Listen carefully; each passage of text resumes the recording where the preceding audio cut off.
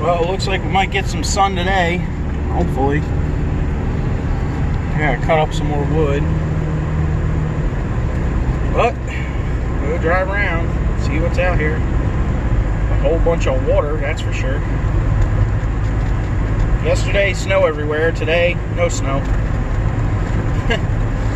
I guess it all went away in the rain last night. Alright, see what's out here.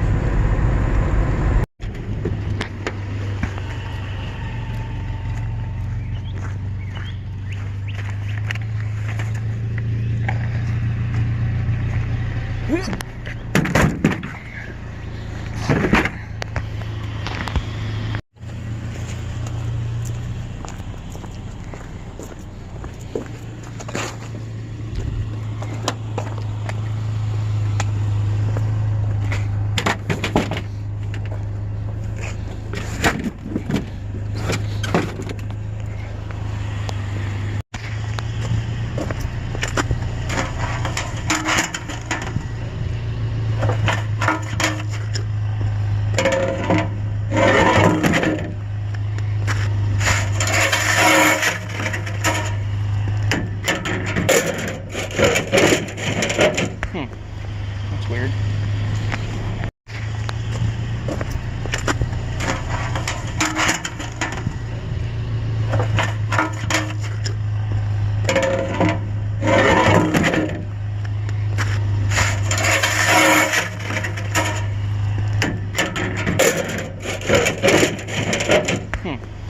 That's weird.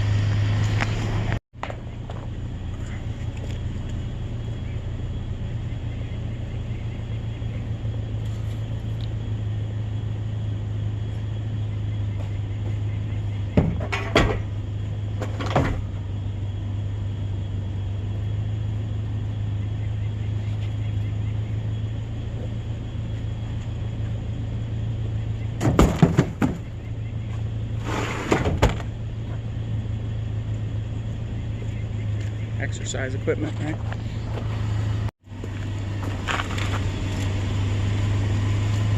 Figures zip tied together.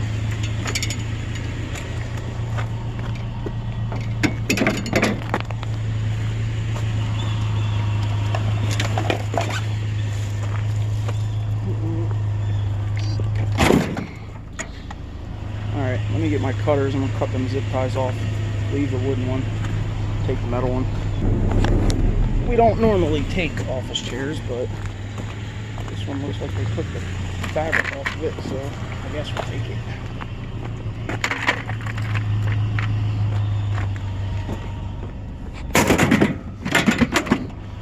It's mostly metal.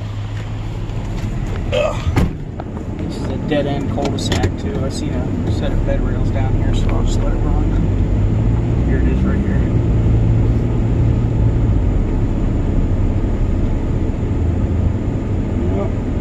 Some bed rails.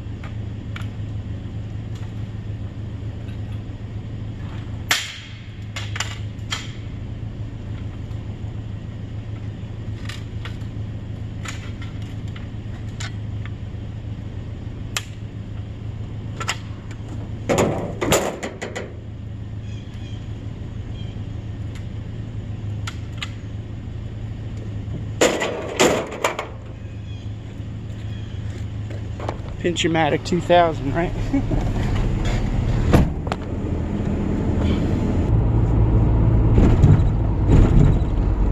Another tip, if you're out here picking trash and you have an automatic vehicle and you have the option, it's probably a good idea to shut your overdrive off. Because, you know, you're doing a lot of shifting and accelerating. It's better to keep it in the lower gears. Keeps your torque converter from heating up.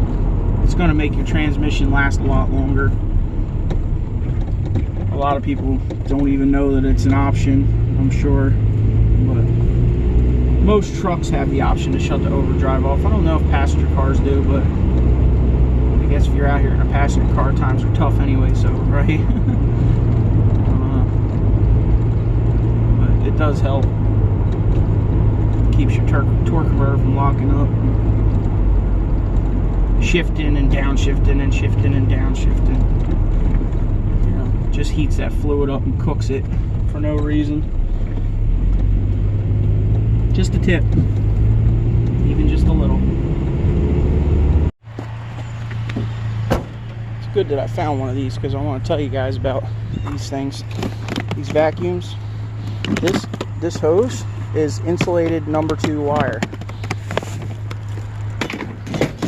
Most yards will buy these hoses, you know, with your #2 wire, because there's power wire in here. It runs these power heads. It runs the you know, the brushes on the vac head.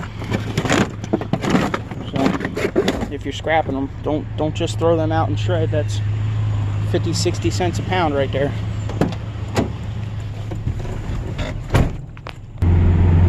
Those hoses also sell pretty good on eBay. They're usually about $50 a piece. I've seen a lot of them on there in the sold listings for 50 bucks. It's crazy, you know.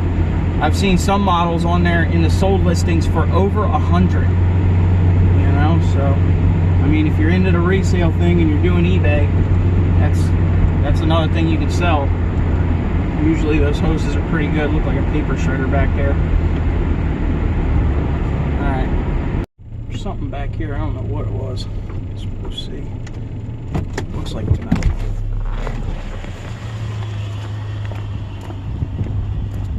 Oh, pull up bar.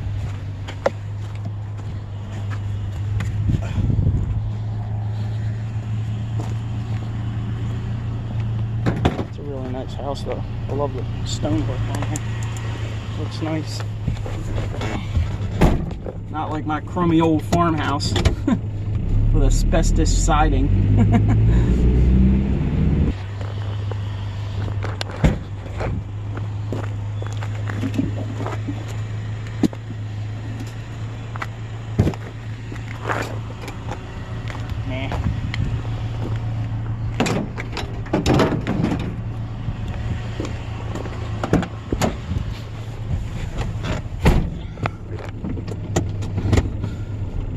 Flat screen TV up there, but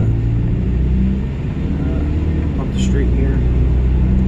Probably just gonna leave it. I got enough TVs now I gotta take apart. I don't know, there's not really much in them. It's kind of a pain. One of the commenters was saying something about garden hose ends, and like I said, usually I don't pay attention to them, but I got these Mac Daddy cutters. Short mark.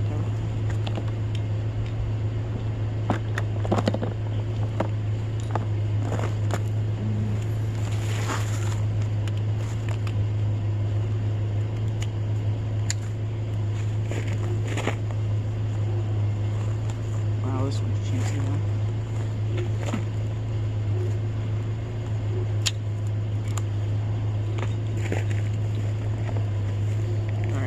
There you go.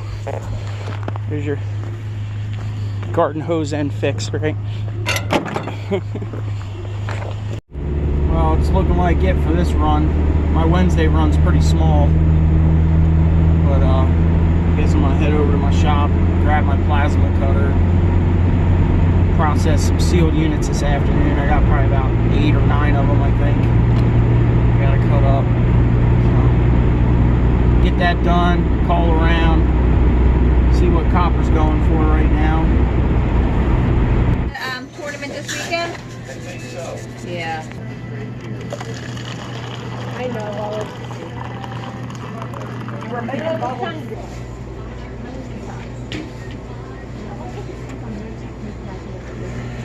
This is that same house I got the 5 computers from that one day. Hopefully the sun's not too bright.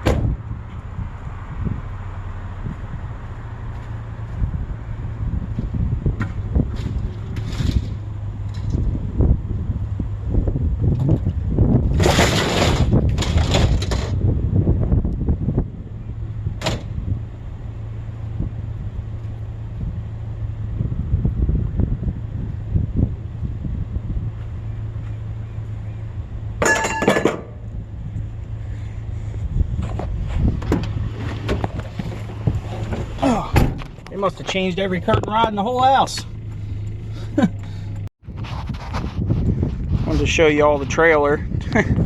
She's pretty mounded. I like taking bed frames and standing them up in there.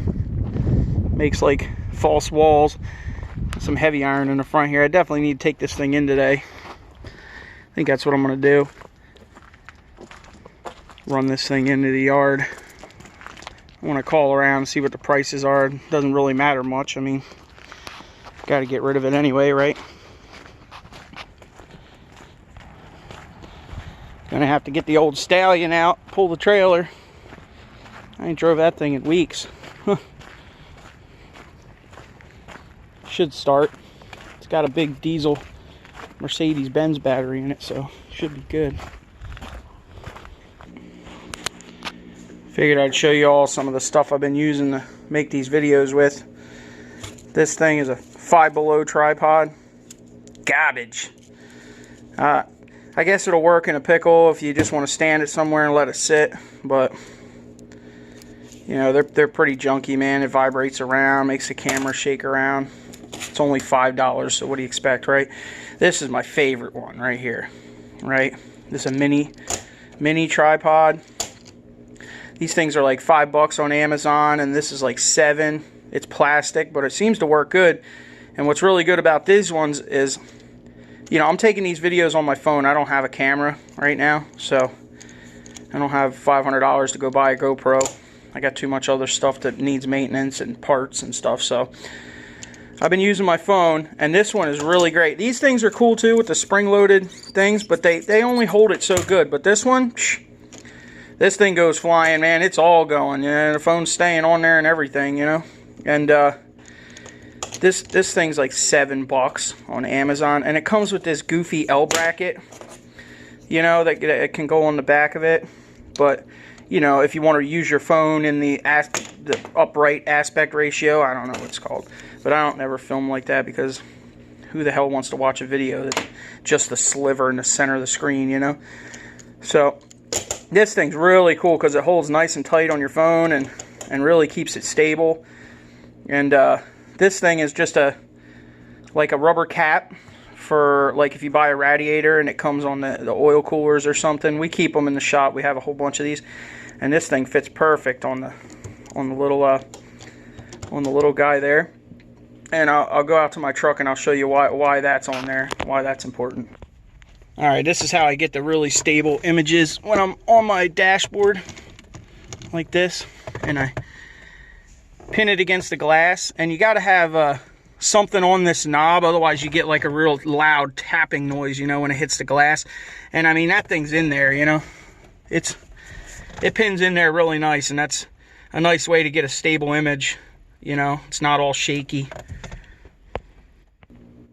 And I ordered a couple of these because they're really cheap, and I already broke one in my pocket, so I figured I'd have some spares. And my favoriteest one is this guy. This thing is awesome. I found it in a box lot at Freddy's. You know, he bought it at auction.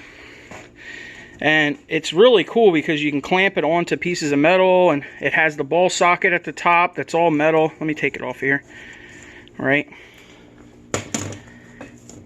It's a, I don't even know if you can get these anymore. Japan. It's really nice. I mean, this thing's solid, really stout. You loosen this up and you can change the ball to any direction. And what's really cool about this thing is you can clamp it onto stuff, but it's also a tripod. You know? So, I really like this one. This one's really cool, you know? And what's cool about it is it gives you a pretty good angle. You know, just to hold it, you can pretty much get a good angle on taking video. It's pretty sweet. I figured I'd show some of that. That's what I'm working with over here. This is my favorite, and then this is probably my second favorite, and this thing, garbage, right? So, all right, guys. Well, we got to get back to work, do something out here, right?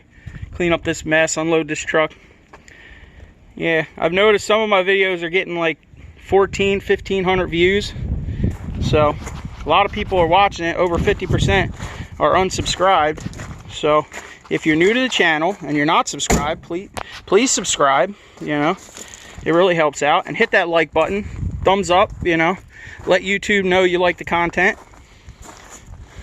We can keep this dream alive, right? All right, y'all. Thanks for joining me. See you on the next one.